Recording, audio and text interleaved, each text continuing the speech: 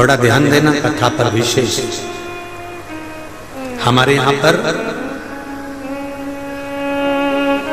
एक प्रसंग बुजुर्ग माताएं बहुत पहले से कहती आई हैं, शायद यहाँ पे भी जितनी बुजुर्ग माताएं बैठी होंगी वो जानती होंगी। 9 महीने में नारी के गर्भ में जब 9 महीने बच्चा रहता है तो कोई एक महीना ऐसा होता है जिस महीने में बुजुर्ग माताएं कहती है कि नदी नाले मत नागो। बोलो सही है कि गलत है?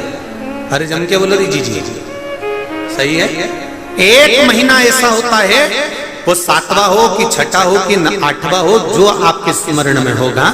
कई माताएं कहती हैं और बुजुर्ग माताएं कहती हैं तो बहुओं को लगता है ऐसा कोई होता है, ये तो ढोंग प्रपंच है, ये तो ढकोसला होगा, ये तो ढोंग होगा।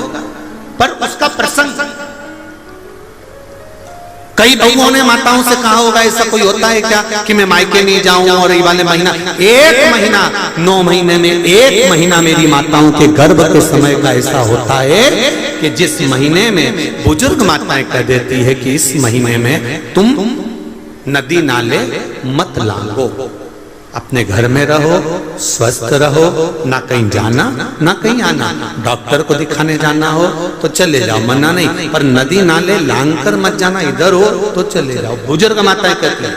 अब इन बुजुर्ग माताओं को किसने बताया ये कि नदी नाले मत नांगना? वो प्रसंग ये शिव महापुराण की तर्पण, जो शिव पुराण की कथा आप सुन रहे हो, वो प्रसंग यहाँ मिलता है कि स्वधा तप कर रही है और उसके तप करते समय वो अपने बच्चों को जन्म देने वाली है और उस समय पर यमराज की धर्मपत्नी धुमोरना समझाने के लिए आती है। 1 महीना लगता है धुमोरना को स्वधा को समझाने के लिए। इसलिए हमारे यहाँ पर बुजुर्ग माताएं कहती है कि इस महीने में तो नदी नाले मत नांगना, क्योंकि यम की पत्नी आई है। जब गर्भस्थ बच्चा रहता है, जब गर्भ में संतान रहती है, गर्भ में जब औलाद रहती है, गर्भ में जब संतान रहती है, तो नारी के 9 महीने में से 1 महीना ऐसा निकलता है, बच्चा पूरी तरह से स्वस्थ होगा, धड़कन भी होगी, सब कुछ होगा, तुम भी अच्छे रहोगे। पर 9 महीने में 1 महीना कष्ट का तो जाता ही है, ये निश्चित है। क्यों? क्योंकि उस समय पर स्वधा के पास में धुमोरना यमराज की पत्नी आकर बैठी थी, जिस समय पर स्वधा अपने बच्चों को प्रकट कर रही थी, तब उस समय पर धुमोरना आकर विराजमान हो गई, यमराज की पत्नी आकर विराजमान।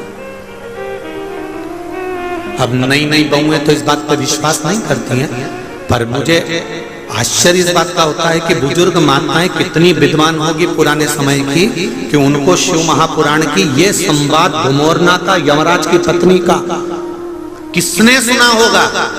और ये बुजुर्ग माताओं को भी मालूम, इनकी सास ने और उनकी भी सास ने और उनकी भी सास ने, मतलब सनातन हिंदू धर्म कितना पुराना सनातन धर्म है, जरा विचार करिए कि वो आज तक चले आया।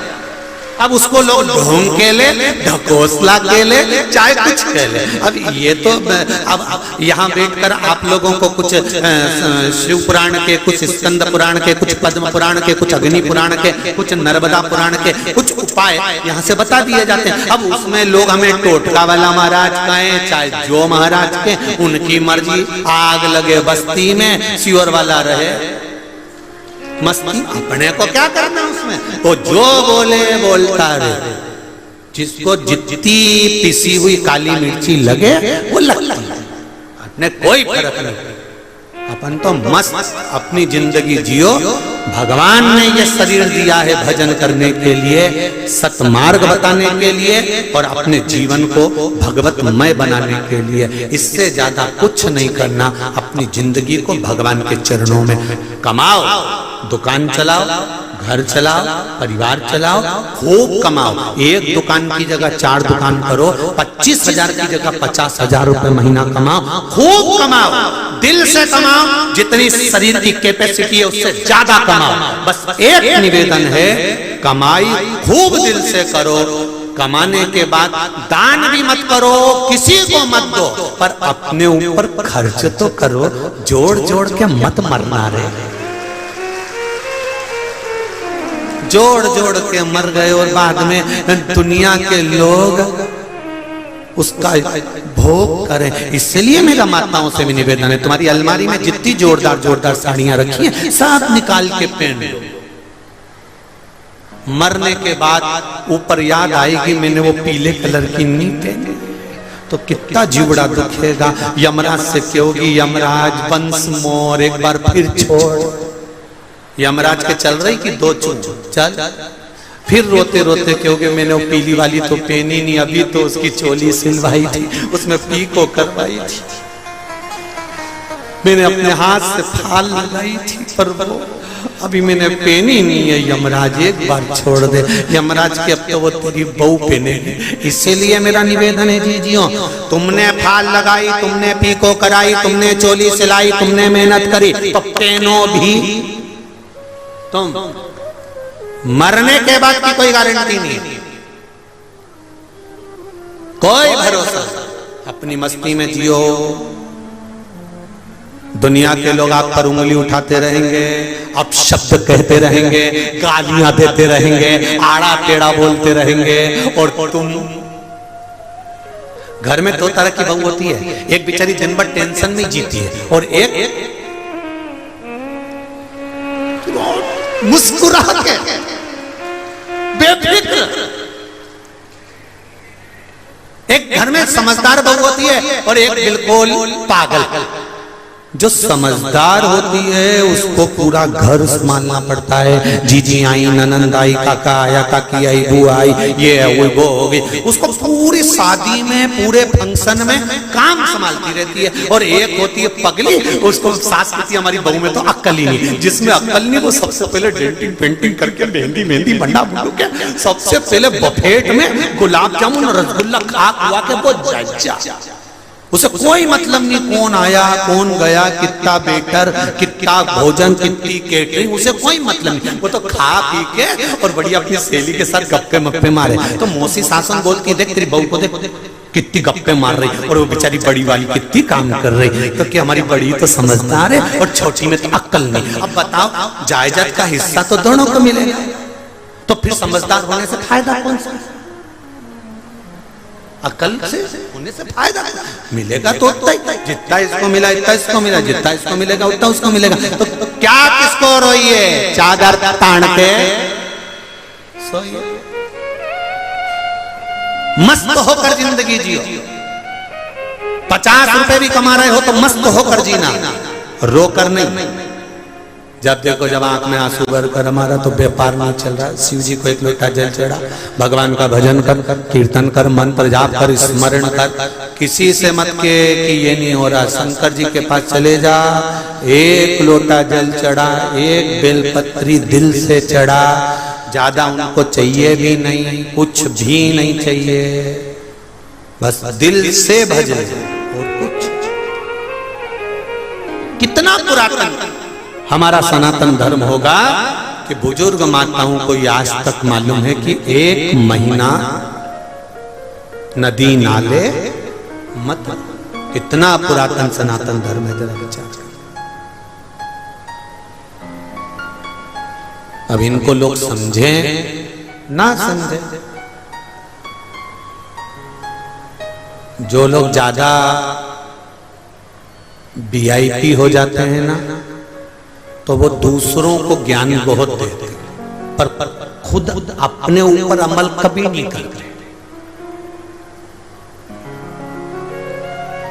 मेरा निवेदन है थोड़ा सा, जितनी बात आप कहते हो उतना खुद पर भी अमल करना सीखो, स्वयं पर।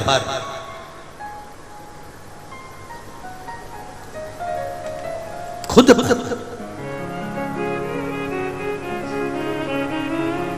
कह दिया बहुत कुछ, बखान कर दिया बहुत बहुत कह दिया, खुद पर थोड़ा सा भी लेकर नहीं आए तो वो जीवन बेकार।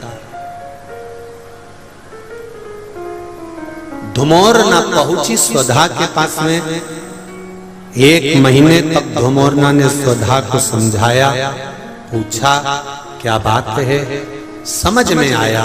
तब धुमोरना वापिस यमराज के पास पहुंच गई। आर्यमा स्वामी फिर धुमोरना के पास आ गए।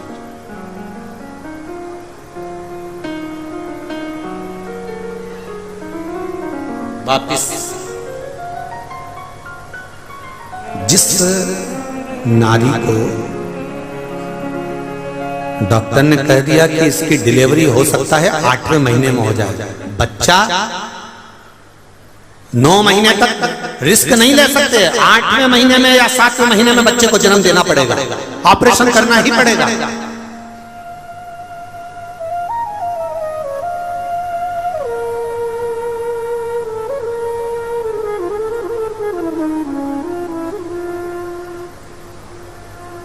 तब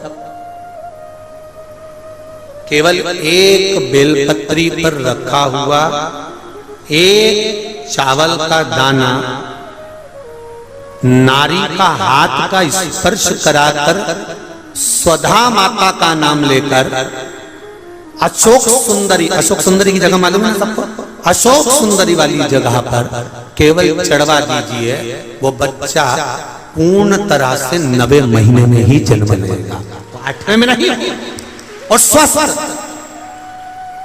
उसकी स्वस्थता रहे। क्या नाम लेना है?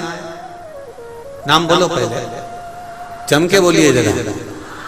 आप लोगों से इसलिए बुलवाना है कि आप भूल ना जाओ। फिर से बोले एक बार, स्वधा। स्वधा का स्मरण। स्त्री, नारी और पुरुष, चाहे बेटे हो चाहे बेटियां हो, नारी हो पुरुष हो, ये उदर से जुड़ा हुआ हरनिया, उदर से जुड़ी हुई पथरी, या जो भी एक पत्र आए हैं, पत्र बहुत सारे आए हैं, पर समय निकलता है इसलिए उस पत्र को हम लोग नहीं पढ़ रहे। पत्र इधर भी है, इधर भी है, और बहुत सारे हैं, पर और लोगों ने लिखा बड़ा सुंदर सुंदर है। इसमें आया है कि एक बच्चे के 5 पथरी है और पथरी की गांठ पड़ गई, वो भी किडनी लीवर के पास। तो जिसने पत्र लिखा है वो स्मरण में, चाहे पुरुष हो चाहे स्त्री हो, चाहे बेटे हो चाहे बेटियां,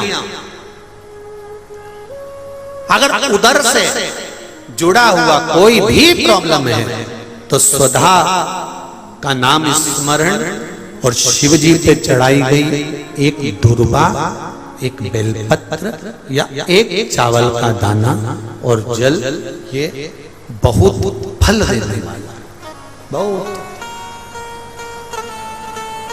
स्वधा, फिर से नाम बोलिए एक बार, स्वधा। स्वधा का महाराज धुमोरना के पास में वापिस आर्यमा स्वामी पहुंच गए। और आर्यमा स्वामी जब धुमोरना के पास पहुंचे, धुमोरना अपने बेटे कतीला को लेकर बैठी थी। कतीला का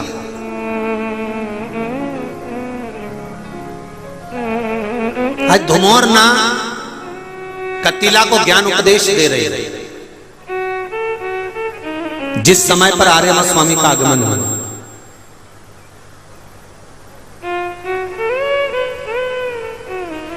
गलती थोड़ी सी होती है और भोगना बहुत पड़ता है।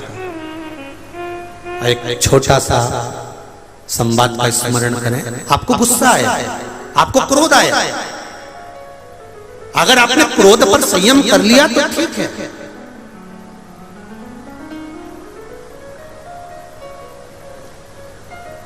आपने अपने क्रोध पर संयम कर लिया तो ठीक है। किसी ने कुछ कह दिया, तुम्हें गुस्सा आ गया, तुम्हें क्रोध आ गया, तुमने चक्कू उठाया, तलवार उठाई, बंदूक उठाई, और तो कितनी देर लगी? मात्र 5 मिनट लगे, तलवार घोंप दी, चक्कू मार दिया। अब जरा विचार करिए, आपको क्रोध आया, किसी ने कुछ कह दिया, किसी ने कुछ बोल दिया, और चक्कू मारने में केवल 5 मिनट लगे, 10 मिनट लगे, तलवार मारने में 20 मिनट लगे, बंदूक मारने में 2 मिनट 5 मिनट लगे। पर जरा विचार करिए, बंदूक की गोली तो लग गई, तलवार भी लग गई, चक्कू भी लग गया, पर भोगना कितना पड़ेगा? थोड़ी सी देर के क्रोध में 10 मिनट में सारा काम हो गया। अब 10 मिनट का क्रोध तुमसे पाप करा दिया, अब वो 10 मिनट के पाप को 10 साल, 20 साल, 25 साल भोगो।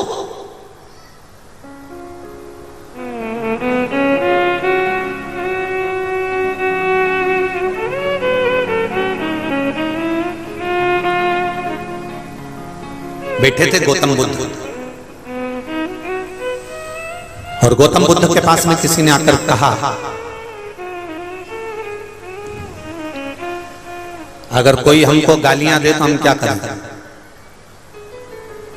सुन लो रे अशोक नगर वालों अच्छे से, तुम्हारे अशोक नगर में भी जरा गाली का ट्रैक बहुत सुंदर है, सर अच्छे से सुन लेना जरा। तुम्हारे यहाँ बहुत जरा जरा सी बात में इधर गुटखा भरा रहता और तुरंत चालू हो जाते। वो तो मैं व्यासपीठ पे बैठा हूँ इसलिए बोल नहीं रहा हूँ।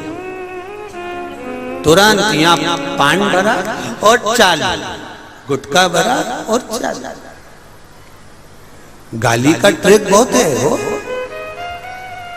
और किसी किसी को तो जानते भी नहीं तो भी बक दी है, तो है ही ऐसा, बक बुका के बुझ जाए बुझ जाए बुझ जाए। अब बक तो दी तुमने, बोल तो दिया। गौतम बुद्ध का चरित्र कथा, गौतम बुद्ध बाबा से पूछा गया कि कोई हमको गाली दे, कोई हमको अपशब्द कहे, कोई हमको ताना दे, कोई हमको आड़ा टेढ़ा बोले, तो हमें क्या करना चाहिए? अब जरा विचार करिएगा, जरा विचार करिए।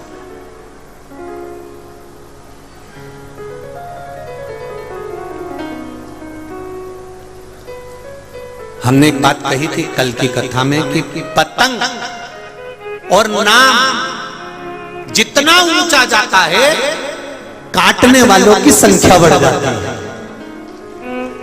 पतंग जितनी ऊंची जाएगी, काटने वाले ढेर इकट्ठे हो जाएंगे। जान दे अभी काटता हूं। नाम जितना ऊंचा होगा उतना काटने वालों की संख्या बढ़ जाएगी। आज जितनी उन्नति की सीढ़ी पर चढ़ते जाओगे उतना पांव खींचने वालों की संख्या बढ़ती जाएगी, क्योंकि ऊंच निवास नीच करतूती देख न सकई पराई विभूति। ऊंचे ऊंचे सिंहासन पर बैठ गए, ऊंचे ऊंचे अवधे पर बैठ गए, ऊंचे ऊंचे पद पर बैठ गए, और वहां बैठकर भी कोई आगे बढ़ रहा है तो उसको नीचे गिराने का सोचने बैठ गए। इतनी ऊंची पोस्ट पर बैठने के बाद कहां पद, प्रतिष्ठा, नाम। गौतम बुद्ध से पूछा गया, बताओ कोई गाली दे तो क्या क्या, कोई अपशब्द कहे तो क्या क्या? सुन लो जरा अच्छे से। गौतम बुद्ध बाबा कहते हैं किसी पेड़ के नीचे बैठे थे, ऊपर से डाली टूट के नीचे गिर गई, तुम पेड़ का क्या बिगाड़ लोगे? सुन लो रे अशोक नगर वालों जरा अच्छे से, बहुत सावधानी से सुनना। भले तुम अगली बार मत बुलाना, पर सुन तो लो दिल से, और नहीं बुलाओगे तो क्या हुआ? अशोक नगर तो हमने देख लिया कि यहीं से सिरोन से होते आना, तो हम तो कभी भी भग जाएंगे, हमारा क्या टेंशन। तुम अच्छे से सुन लो, और अपने सांसद महोदय तो हैं, उसमें कोई दिक्कत वाली बात नहीं है। कथा कभी भी कह देंगे सांसद जी कथा, सांसद जी बोले मंडी है, चलो उसमें क्या,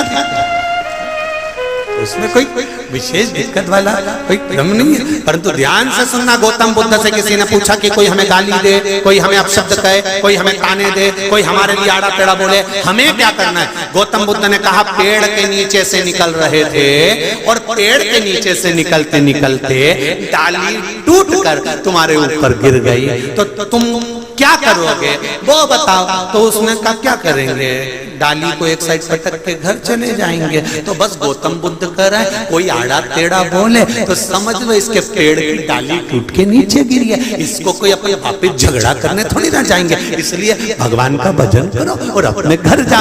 आग लगे बस्ती में और अपन रहो, उसको बकने दो, उसको आड़ा टेढ़ा बोलने दो। वो जितना बोलेगा बोलता रहे। तुम घर में प्रैक्टिकल करके देखना, जब सास खूब गाली दे, खूब, मेरा बहुओं से निवेदन है, वो गाली दे तुम आंख में सुरमा लगाना,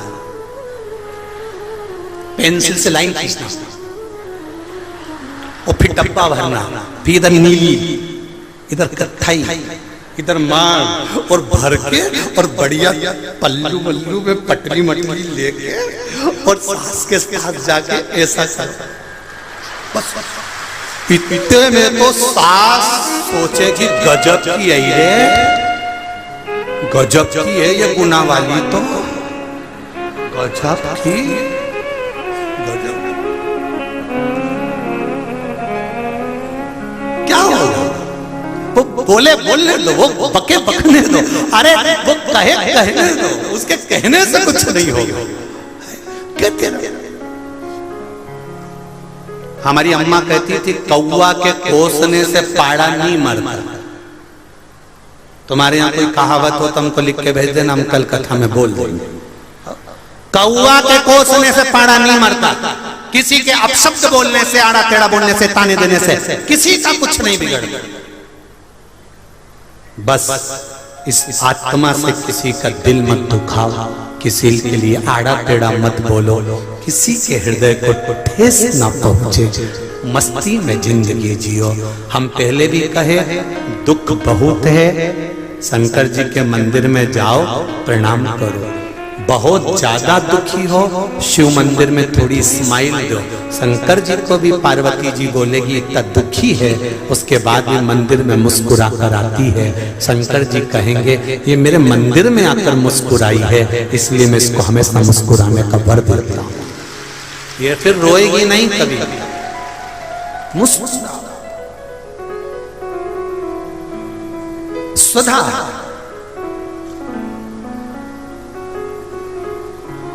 के पास से धुमोरना चली गई, अपने बेटे को ज्ञान उपदेश दे रही कि थोड़ी सी देर का पाप करा और भोगना 10-20 साल पड़ा। यही जीवन है मनुष्य का। पाप थोड़ी सी देर का होता है और भोगना ना जाने कितनी योनियों में पड़ता है। कभी पशु, कभी पक्षी, कभी जलचर, कभी थलचर, कभी वायुचर, ना जाने कितनी कितनी योनियां हमको मिलती रही।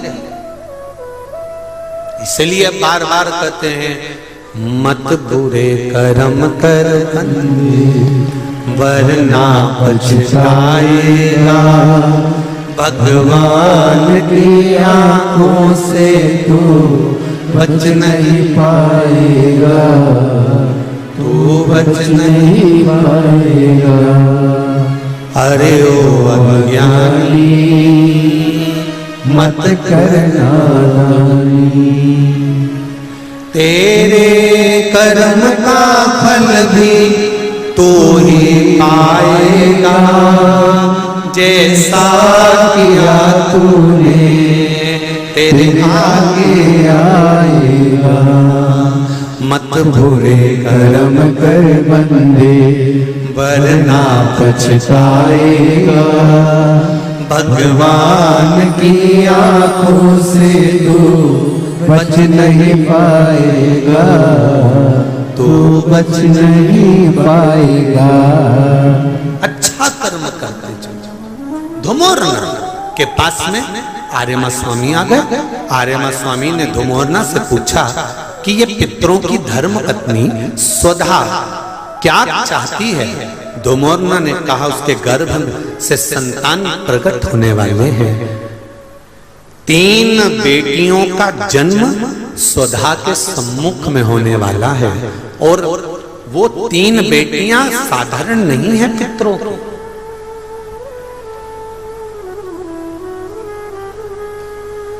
वो पितरों की 3 बेटियां साधारण नहीं है।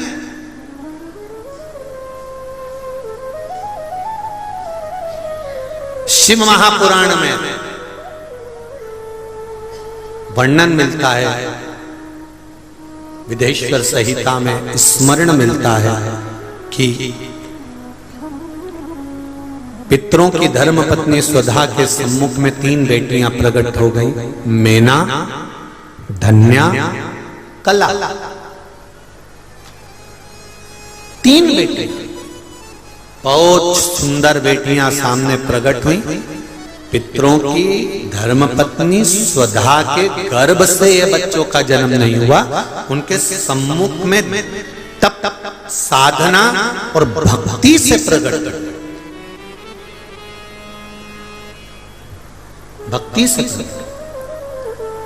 जब डॉक्टर कह दे कि बच्चे की धड़कन नहीं है, जब डॉक्टर कह दे कि बच्चे को तकलीफ है, जब डॉक्टर कह दे कि इसको ये तकलीफ है, हम तो यहां तक कहेंगे जिनके बच्चा जन्म लेने के बाद में भी अगर माइंड से, श्रवण से, वाणी से, शरीर से अगर बच्चा जन्म लेने के बाद भी अगर तकलीफ में है तो स्वधा का स्मरण कर कर देसी गाय का घी शंकर भगवान पर लेपन करिए।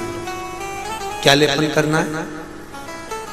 देसी गाय, जर्सी गाय नहीं, देसी गाय का घी शिव जी पर सोमवार की अष्टमी के दिन लेपन करिए और लेपन कर कर उस घी को उंगली से उठाकर ले आइए।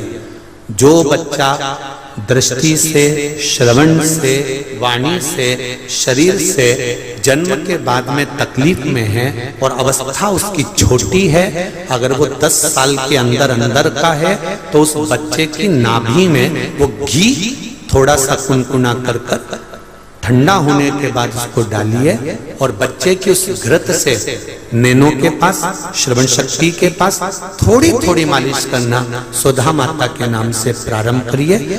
थोड़ा दिन 2-3 महीने कर कर देखिए, बच्चे में थोड़ा थोड़ा सा फल आना प्रारंभ हो जाएगा और धीरे धीरे ठीक हो।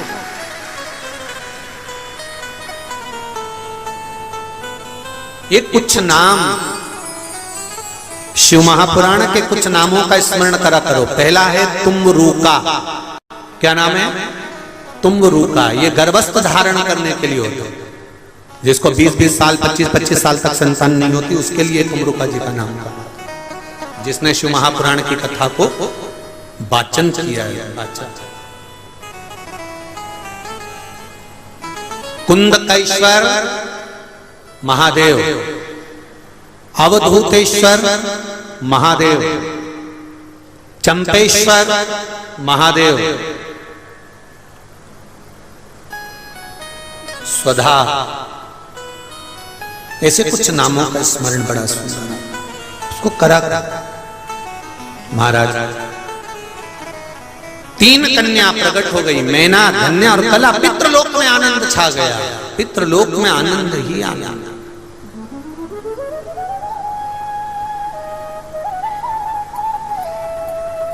दक्ष प्रजापति के घर में बेटियां जन्म ली तो खूब नगाड़े, ढोल, बैंड बाजा बजाया गया, बड़ी प्रसन्नता हुई। हिमालय राज के घर में बेटी ने जन्म लिया, पार्वती ने, तो बड़ी प्रसन्नता हुई। जनक जी के घर में बेटी ने जन्म लिया, बड़े प्रसन्न हुए। वृषभानु जी के यहाँ राधा जी का जन्म हुआ, बड़े प्रसन्न हुए। पर ये नियम किसने लगा दिया कि बेटे का जन्म होता है तो ढोल नगाड़े बजते हैं और बेटी का जन्म होता है तो सास चूल्हा के पास और मां पलंग पे रोती है कि बेटी का जन्म हो गया। शास्त्र उठाकर देखिए, पुराने समय से बेटी के जन्म पर कितनी खुशियां मनाई जाती हैं, बेटी के जन्म पर कितना आनंद होता है। क्यों? क्योंकि बेटा एक कुल को तारता है और बेटी 2 कुल को तारती है, इसलिए बेटी के जीवन का खुशियां मनाना चाहिए। पर ना जाने कौन ने ऐसी अक्ल भर दी सब में पता नहीं कौन ने ऐसी अकल दे दी कि बेटा जन्मे तो खुशियां मनाओ, खूब लड्डू पेड़ा गुलाब जामुन बड़ा बड़ा लड्डू बना के भेजो, बहू को भी खूब हरीरा खिला जापा का लड्डू, और लड़की हो जाए तो हॉस्पिटल से बच्चा जन्म लेता है और माँ जब हॉस्पिटल से आती है ना, सास उतनी देर में उसके चेहरे से मालूम पड़ जाता है, वो नी भी बोलेगी तो मालूम पड़ जाएगा कि लड़का हुआ कि लड़की हुई। उसके हाथ की जो डोलची होती है ना दूध की चाय की, वो केतली, वो हिलने से मालूम पड़ जाता है। जब ज्यादा हिले तो समझ लो लड़का हुआ, और जो धीमे हिले वो केतली हिलने से मालूम पड़ जाता है कि छोरी हुई। एकदम चुप केतली लेके चली जा रही है, फिर तो पूछो भी मती कि लड़का हुआ कि लड़की हुई, समझ जाओ केतली नहीं हिल रही है। जब केतली ज्यादा हिले तो समझ लो कि लड़का।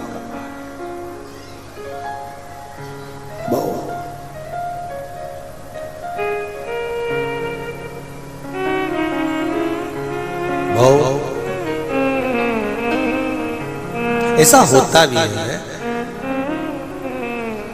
कई लोग अच्छे अच्छे पद पर रहते हैं ना, बहुत कोई डॉक्टर है, कोई कमिश्नर है, कोई कलेक्टर है, कोई एसपी है, कोई टीआई है, कोई मंत्री है, कोई बड़े बड़े पद पर जो लोग रहते हैं, कोई सांसद, कोई विधायक, बहुत मिनिस्टर, ये जो बड़े पद पर रहते हैं ना, ये इनके भीतर बहुत नम्रता रहती है, ये निश्चित है। ये इतने गुस्सेल या क्रोध या ये चीज नहीं, परंतु इनके जो साथ में रहते हैं ना, जो इनके असिस्टेंट, वो कहते हैं ना चाय से ज्यादा केतली गर्म होती है। दिक्कत यही है।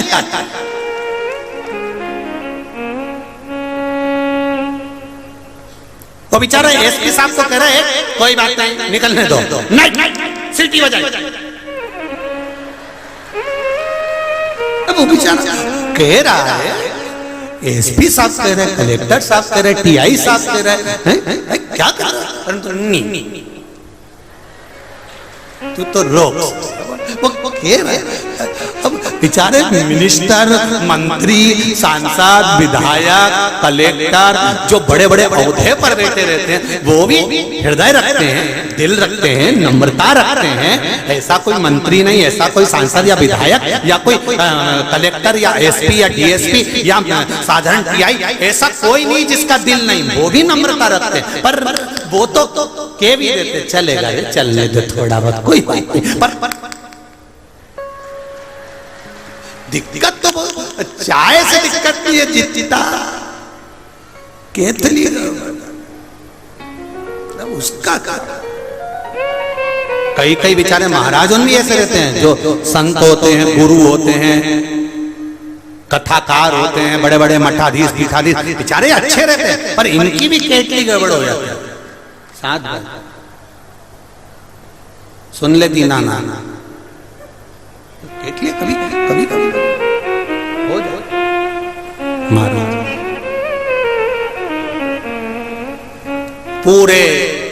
पूरे आनंद के साथ खुशियां मनाई जा रही है। निवेदन करूंगा शोकनगर की इस धरा से, बेटा जन्म ले जितनी खुशी आपको होती है, बेटी के जन्म पर वही खुशी दुगनी होना चाहिए कि बेटी ने जन्म। दो कुल को तार रही हैं मेरी बेटियां, दो कुल को।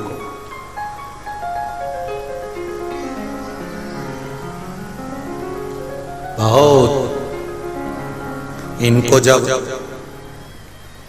मेहनत करते हुए देखते हैं, घर परिवार ऑफिस सब जगह पर जब मेहनत, एक साधारण सी बात है, पति ऑफिस से आता है और पत्नी ऑफिस से आती है,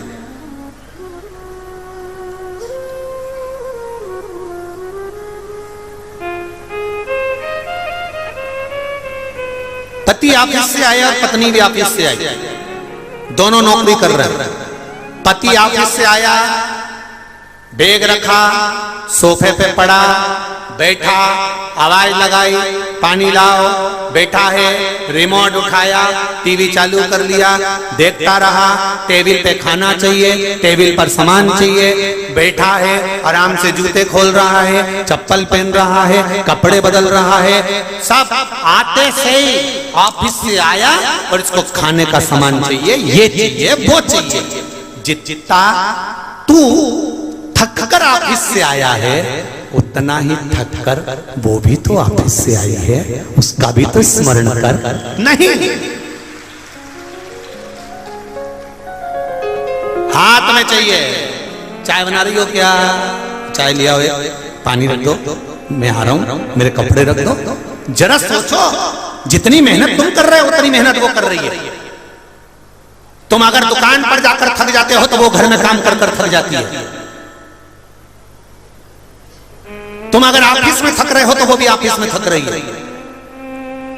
इसके बाद भी नारी के चेहरे पर सल नहीं आता। आते से अपने बच्चों को गोदी में लेती है, आते से बच्चों ने कुछ खाया कि नहीं खाया, शाम का खाना बनाना है, तैयारी में लग जाती है। वो मेरे भारत की नारी है, साधारण नहीं हो सकती। वो भारत की बेटियां हैं। ऑफिस से आती है, उसके बाद खाना बनाकर अपने बच्चों को खिलाती, पति को खिलाती, रिश्तेदार को खिलाती है। ऑफिस जाएगी तो खाना बनाकर जाएगी, सब काम करके, बर्तन सोर के रखकर, सब काम कर कर फिर जाती है। ये मेरे भारत की बेटियां हैं, विदेश की नहीं। विदेश की बेटी का तो एक, विदेश की एक माता का पति मर गया, कब्र में पति को दफना दिया और वो पत्नी पति की कब्र पे पंखा कर रही थी। भारत का एक संत गया, उसने जाकर देखा कि हमारे यहाँ की माताएं तो पति के साथ सती हो जाती हैं, पर ये तो विदेश की माताएं तो हमारे भारत की माता से भी बड़ी हैं। पति मर गया तो उसकी कब्र पे पंखा कर रही है। संत ने जाकर पूछा, रिजी जी तुम्हारा पति मर गया, तुम पंखा क्यों कर रही हो? उसने कहा, हमारे अमेरिका का नियम है, जब तक पति की कब्र सूखती नहीं है तब तक हम दूसरी शादी नहीं कर सकते, इसलिए सुखा।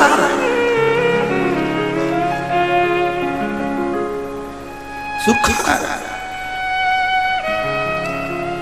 ये भारत की माँ है, ये भारत की माता है, ये गौरव है भारत की माताओं का, गौरव, सुख है भारत की माता, आनंद।